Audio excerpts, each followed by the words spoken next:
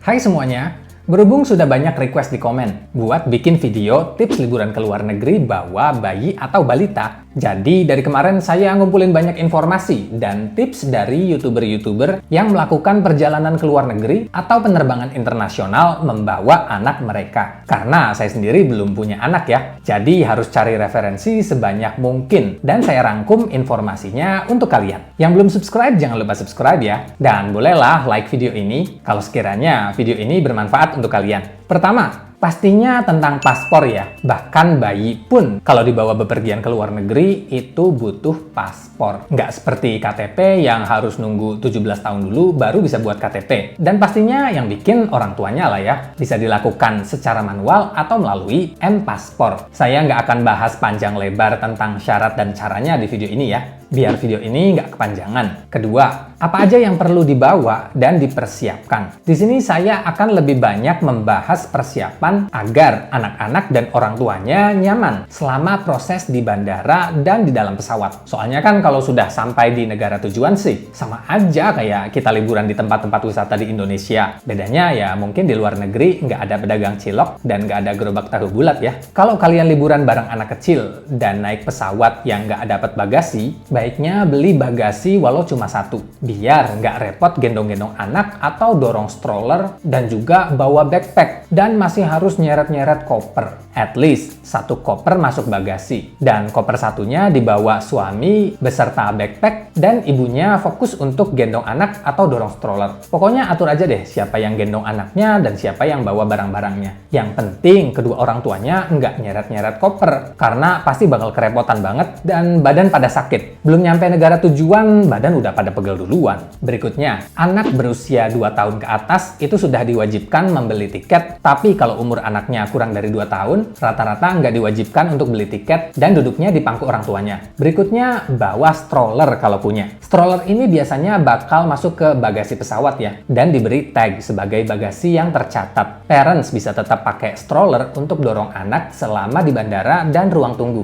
Dan stroller harus dilipat sebelum masuk pintu pesawat. Nanti ada petugas yang bakal naruh stroller kita di bagasi pesawat. Ada kemungkinan stroller bisa masuk kabin. Kalau ukuran strollernya itu kecil, bisa dilipat dan beratnya juga kurang dari 7 kg. Berikutnya, bawa baby carrier atau gendongan bayi. Dan pastikan tidak ada material yang terbuat dari metal, agar nanti saat ibu atau bapak menggendong anak untuk melewati security check, itu nggak men-trigger alarm yang akhirnya baby carrier-nya harus dilepas. Yang pastinya bikin ribet ya. Berikutnya, untuk personal item, baiknya berupa backpack. Jangan tas jinjing yang bakal repot saat bawa-bawa barang selama perjalanan. Jadi nantinya backpack itu digendong di belakang. Terus bayi atau balita kalian digendong di depan. Berikutnya, bawa snack atau makanan bayi atau balita kalian yang banyak. Apalagi kalau penerbangan jarak jauh yang waktunya lebih dari 3 jam. Dan karena mereka juga sedang masa pertumbuhan, jadi mereka itu maunya ya makan terus. Tipsnya, beberapa hari sebelum melakukan perjalanan, ajak anak kalian ke minimarket buat pilih snack kesukaan mereka untuk dimakan saat nunggu di bandara atau selama di dalam pesawat. Karena anak kalau lagi bad mood ya, dan nggak nyaman selama penerbangan, itu pasti uring-iringan. Dibujuk suruh makan juga susah, pasti nolak-nolak. Tapi kalau yang dibawa itu snack kesukaannya, pasti mereka mau. Berikutnya, bawa tisu basah dan juga yang kering. Anak kecil kalau habis makan atau minum susu itu pasti belepotan dan kadang tumpah di mana-mana. Jadi kalian bisa bersihin dan lap tumpahan makanan atau minuman itu dari tubuh atau pakaian bayi dengan tisu basah atau kering. Dan tisu basah juga bisa untuk ngelap kalau anaknya habis pup atau pi. Dan sebelum kalian duduk di kursi pesawat, pastikan lap handle kursi dan tray table dengan tisu basah atau antiseptic wipe. Karena kita nggak tahu nih,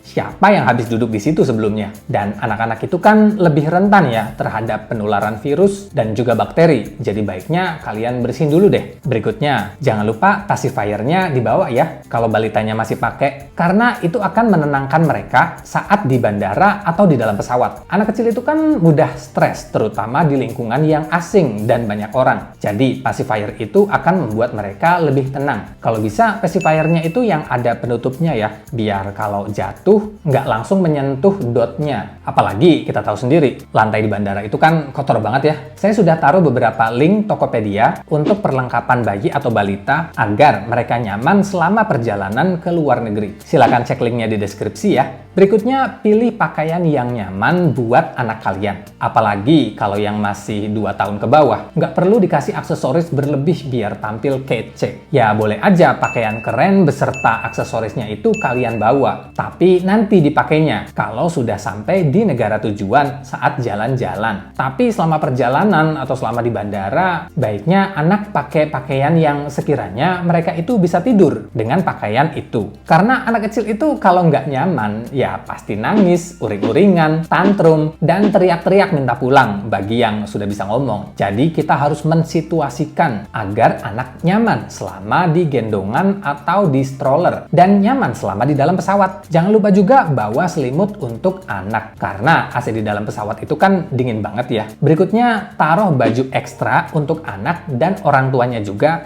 di backpack untuk jaga-jaga kalau anaknya muntah atau anaknya pup atau pi dan diapersnya merembes. Jadi kalian nggak perlu bongkar-bongkar untuk ambil pakaian ganti dari koper, terutama saat di dalam pesawat. Apalagi koper yang isinya pakaian itu masuk ke bagasi dan kita nggak bisa ganti pakaian selama di dalam pesawat. Misalnya, pasti nggak nyaman banget buat anaknya, buat orang tuanya, dan juga buat penumpang lainnya. Jadi siapkan pakaian ekstra buat anak, ibu, dan bapaknya juga ditaruh di backpack. Berikutnya, bawa diapers yang banyak. Beberapa YouTuber mengusulkan itu 2 jam sekali diaper diganti dan pastikan sebelum gate-nya dibuka atau boarding, ganti diaper anaknya dengan yang baru. Ingat, anak-anak butuh kondisi yang nyaman agar mereka nggak rewel atau nangis selama penerbangan. Berikutnya, makanan bayi, susu formula, susu kotak untuk balita, dan susu ASI itu boleh dibawa ke kabin pesawat dan ini tidak termasuk ke cairan yang dibatasi ukurannya yang 100 ml. Jadi nggak ada batasan ukuran kemasan atau botol untuk keperluan bayi atau balita. Kalian juga bisa bawa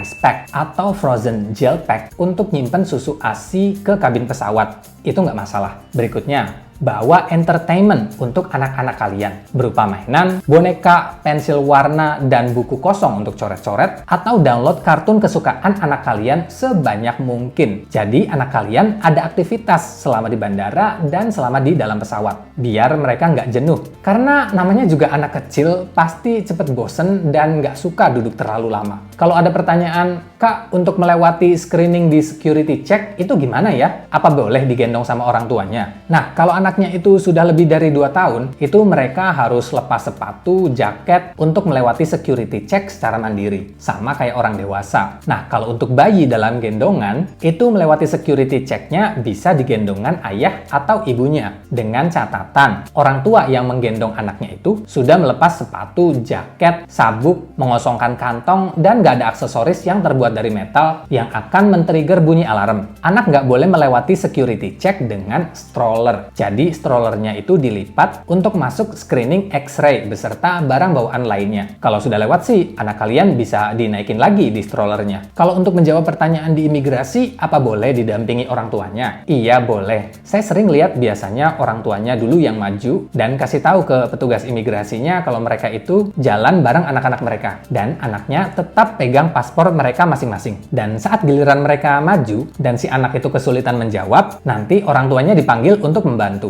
Tapi kalau anaknya masih dalam gendongan orang tuanya sih, pastinya orang tuanya lah yang menjawab. Petugas imigrasi juga manusia ya, punya rasa, punya hati. Jangan samakan dengan... Kok malah nyanyi? Oke, jadi itu saja ya informasi yang bisa saya berikan tentang bawa anak untuk perjalanan ke luar negeri. Terima kasih sudah menonton dan sampai jumpa di video berikutnya.